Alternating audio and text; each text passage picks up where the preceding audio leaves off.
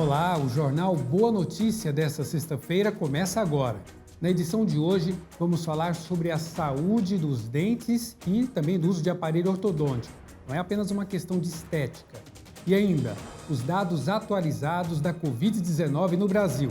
No quadro Opinião, o padre Wellington Silva fala dos religiosos que tentam conter a violência em Mianmar. Fica comigo, porque o JBN de hoje já está no ar.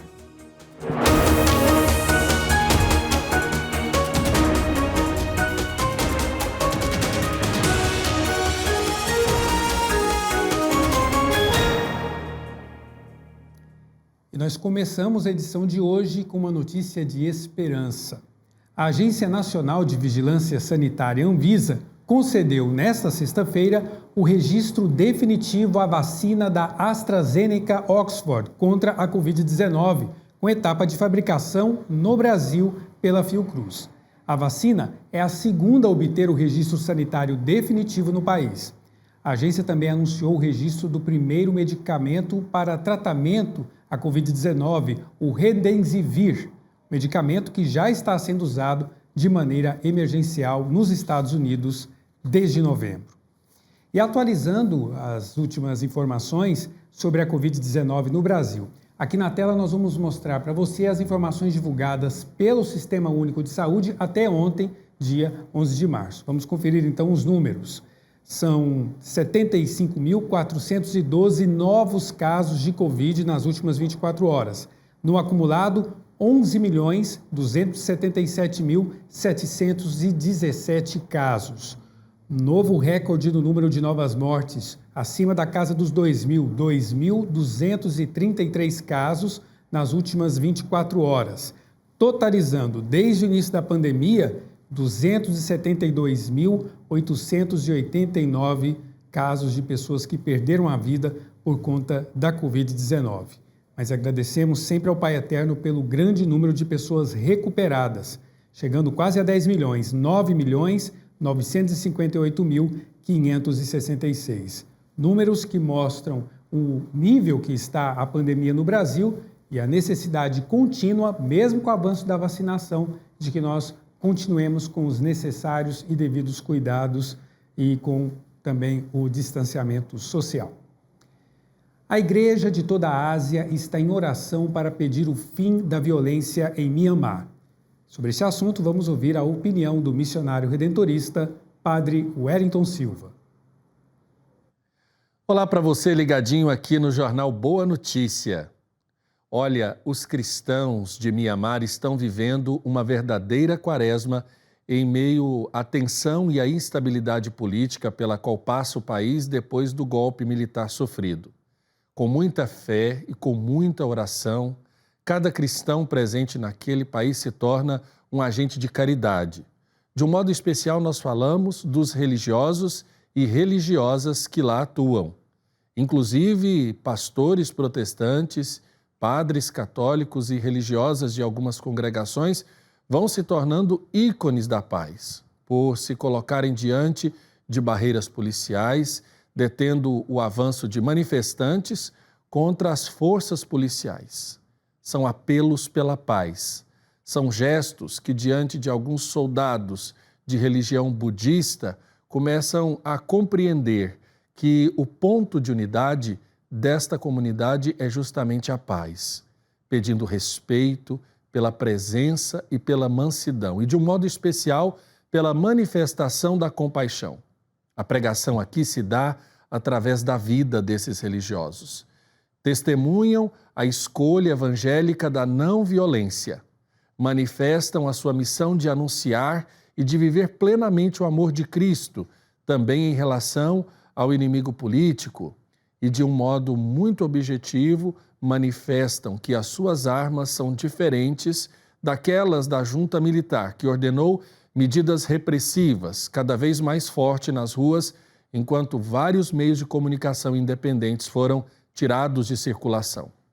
Agora, há um temor que essa junta possa declarar um rígido toque de recolher para impedir qualquer forma de protesto. Os religiosos, nas ruas de Mianmar, para evitar a violência e mediar a relação entre budistas e aqueles cristãos que querem se manifestar, é um exemplo claro da vivência daquilo que a campanha da Fraternidade do Brasil deseja ensinar para nós.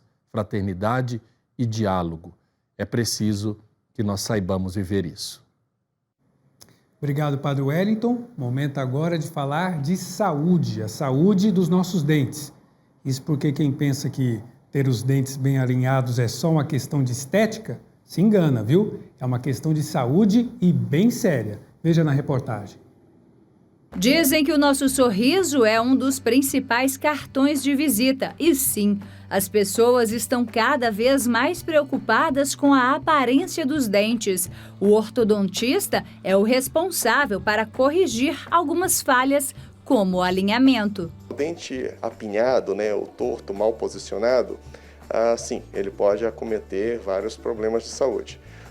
Começando pelo bucal, problemas gengivais, como sangramento, acúmulo de tártaro, dificulta a higienização, então pode acometer com problemas de cáries também o dente apinhado. E dentro da ortodontia, um dos trabalhos da ortodontia é corrigir o posicionamento das maxilas.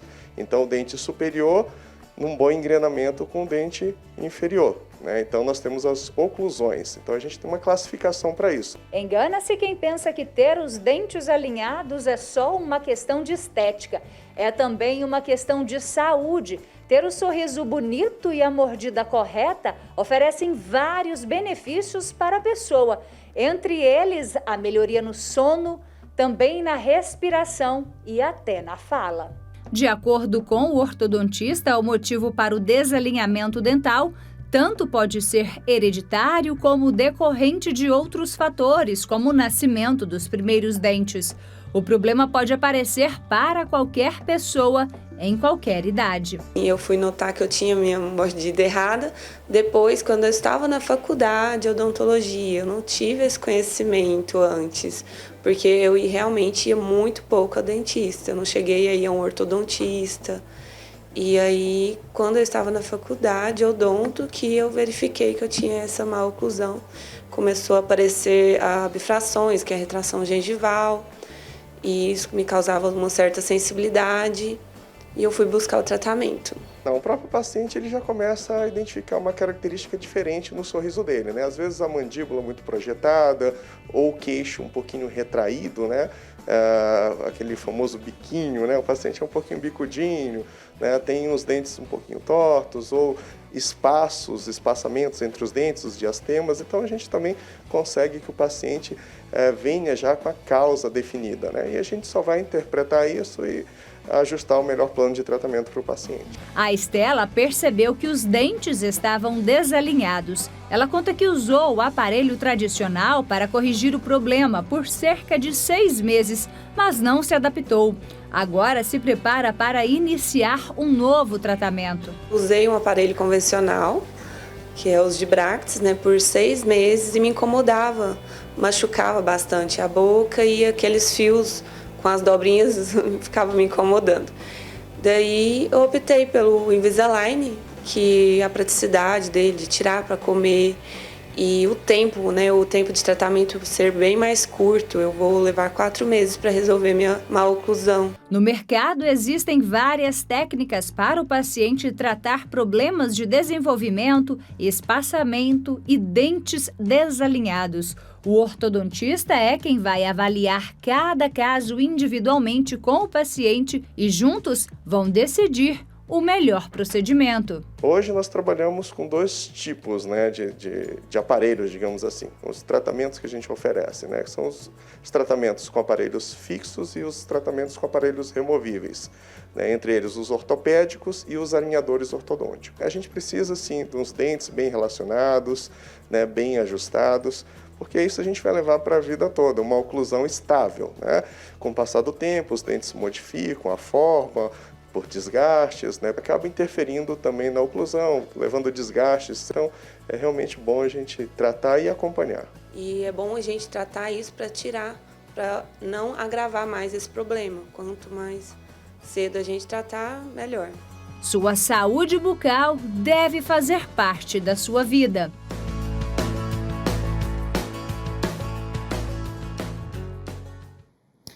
Muito bem, agora a gente vai falar com a Tiara Castilho, que traz informações sobre as Olimpíadas de Tóquio, que devem acontecer sem a presença das torcidas. Explica pra gente essa história, Tiara. Olá, é isso mesmo. O governo japonês decidiu que esse ano, durante os Jogos Olímpicos e Paralímpicos, não haverá a permissão do público estrangeiro. O motivo é para evitar a disseminação do novo coronavírus. O governo local concluiu que não é possível receber torcedores do exterior por conta das preocupações do público local com o coronavírus, além das variantes da Covid-19 que foram detectadas em outros países. Teve uma pesquisa lá no Japão e apenas 18% dos japoneses entrevistados são favoráveis à permissão da entrada de público estrangeiros, enquanto 77% são contrários. Os Jogos Olímpicos de Tóquio deveriam ter acontecido no ano passado e foram adiados devido à crise de saúde mundial. E esse ano estão programados para acontecer de 23 de julho a 8 de agosto. Já os Jogos Paralímpicos serão realizados de 24 de agosto a 5 de setembro. E o Comitê Olímpico Internacional anunciou que vai vacinar todos os atletas que vão participar das competições esse ano lá em Tóquio. Essa informação foi divulgada pelo próprio presidente do comitê e disse ainda que as vacinas foram oferecidas pelo governo chinês. Volto ao estúdio. Obrigado, Tiara. Obrigado pelas informações. Agora eu vou fazer um intervalo rapidinho e volto já já.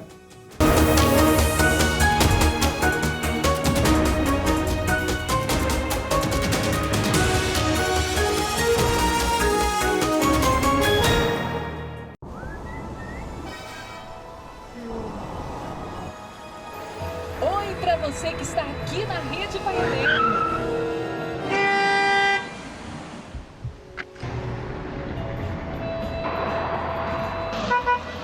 Amigo, sua porta traseira está aberta. Obrigado.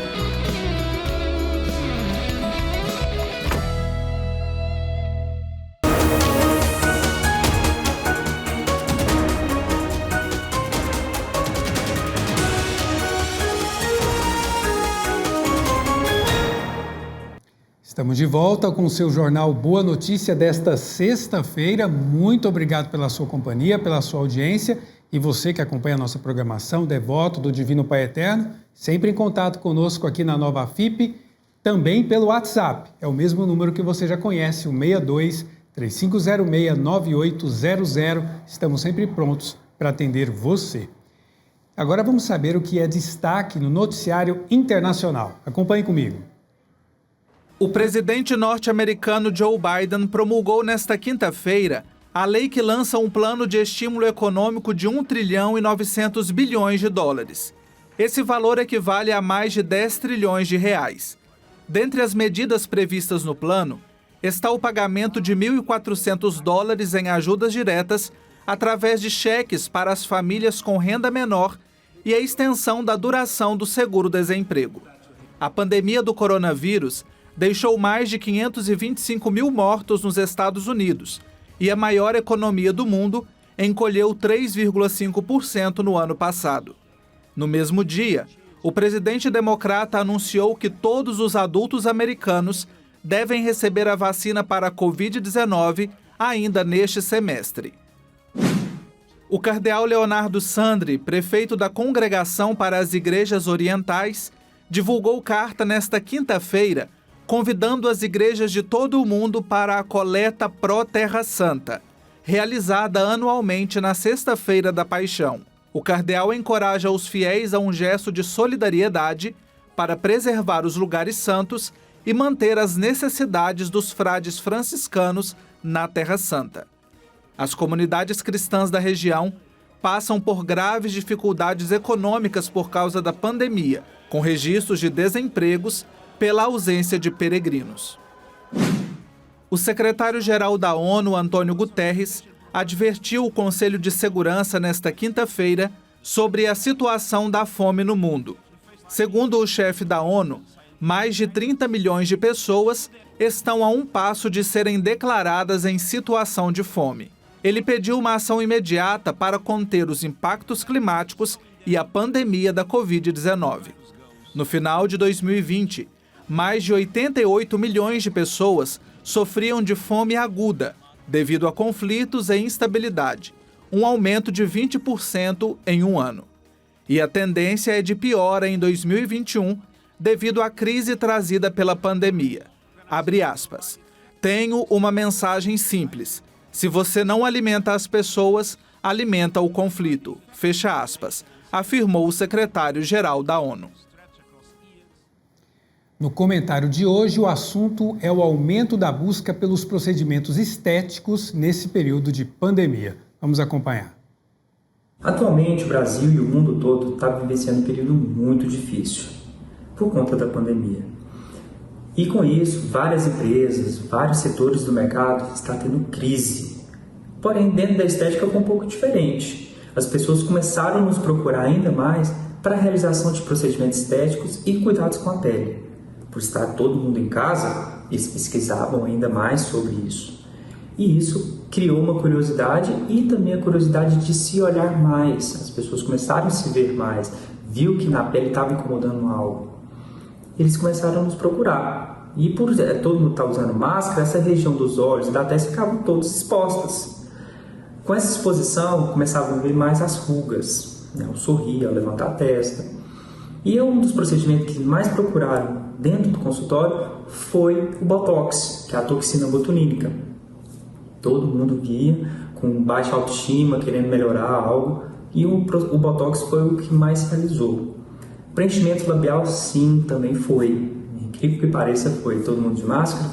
O preenchimento labial, todos vieram querer, a maioria das pessoas queriam sim fazer o preenchimento labial para acordar com o lábio bonito, para chegar em casa, tirar a máscara, ver o lábio bem tratado, para tirar foto, quando tirava sem máscara, passar aquele batom bonito.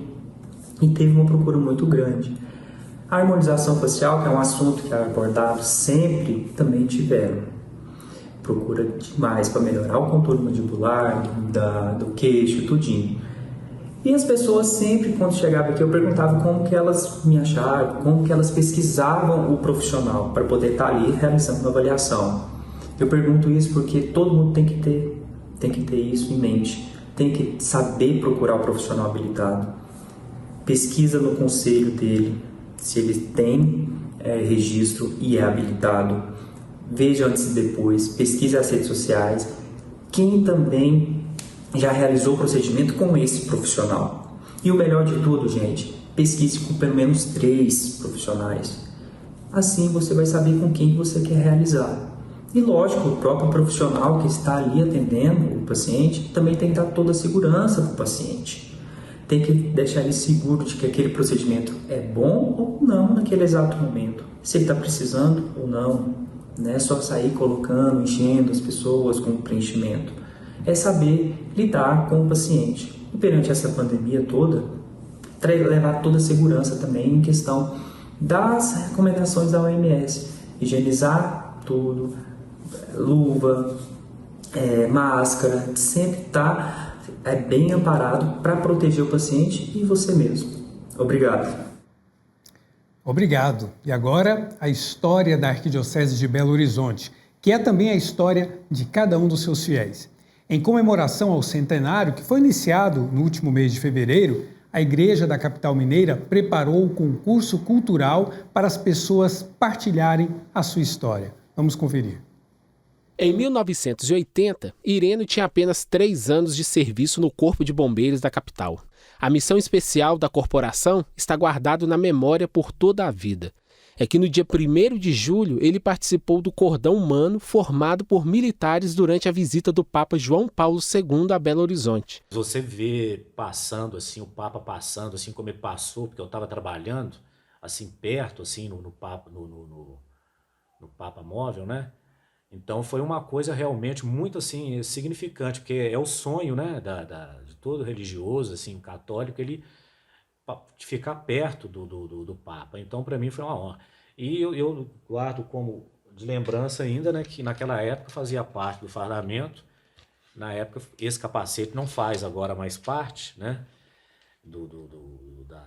como acessório da nossa farda, mas eu guardo esse capacete como lembrança. Cerca de 2 milhões de fiéis acompanharam o trajeto de João Paulo II até o bairro Mangabeiras, onde ele presidiu uma missa. A cerimônia aos pés da Serra do Curral rebatizou extraoficialmente o local em Belo Horizonte. Até hoje é como Praça do Papa que a área é conhecida. Memórias como essa podem fazer parte do concurso cultural Minha História no Centenário da Arquidiocese de BH, organizado pela Arquidiocese dentro das comemorações dos 100 anos. A gente convida as pessoas a contarem assim, celebrações especiais que elas participaram, ou uma peregrinação importante que fez diferença na vida dela. Pode ser também uma história que pais vão vivenciar, os avós, né? Tudo isso faz parte da história da Arquidiocese de Belo Horizonte. Então a gente gostaria de ouvir essas histórias dos fiéis leigos e por isso esse concurso vem aí para enriquecer mais ainda esse momento, esse ano centenário que nós estamos vivendo. Para participar, o interessado deve acessar o site do Centenário da Arquidiocese, que é centenario.arquidiocesebh.org.br. Depois é só escolher se vai participar enviando texto ou vídeo, preencher os campos obrigatórios, enviar e torcer. Então, a premiação é muito especial porque ela é composta de kits de produtos da Arquidiocese que ajudam a Arquidiocese a continuar esse trabalho grande de evangelização. Então, são 3 kits especiais. Um deles é o Sabores da Piedade, que são produtos do Santuário Basílica Nossa Senhora da Piedade, são quitutes preparados lá no santuário. O outro é o kit Sabores Sagrados, que são os pães de queijo e são biscoitos finos que são preparados na Catedral Cristo Rei. Então, são produtos preparados com muito carinho na Catedral Cristo Rei. E tem também os produtos Delícias do Emaús, que são kits com bolos, com farofa, antepasto e geleia, que são produtos também produzidos no Convívio Emaús, onde fica o Seminário Arquidiocesano Coração Eucarístico de Jesus. E agora, encerrando a semana em que comemoramos o Dia Internacional da Mulher, nós vamos conhecer o projeto Espertar, criado por voluntárias da Paróquia Santa Cruz, na Diocese de Caçador, em Santa Catarina. A ação social que promove a escuta e acolhimento a mulheres que enfrentam dificuldades. Vamos ver. Direitos fundamentais e políticas públicas. Foram a partir desses princípios que o projeto Espertar, desenvolvido pela Paróquia Santa Cruz, em Canoinhas, Santa Catarina, conseguiu formar 272 lideranças comunitárias.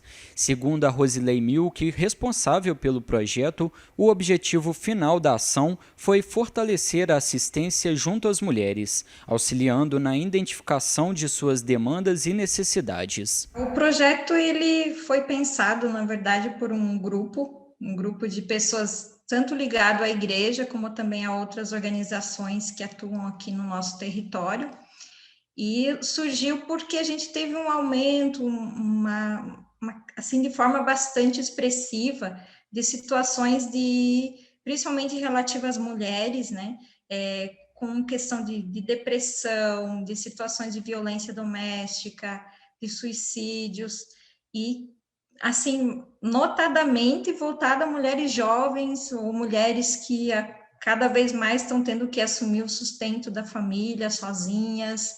E isso a gente foi observando ao longo de um processo e percebemos que a gente precisava ouvir, conhecer mais essas mulheres, ouvi-las, né, dar voz, para depois a gente estar construindo ações que sejam mais assertivas nessas situações.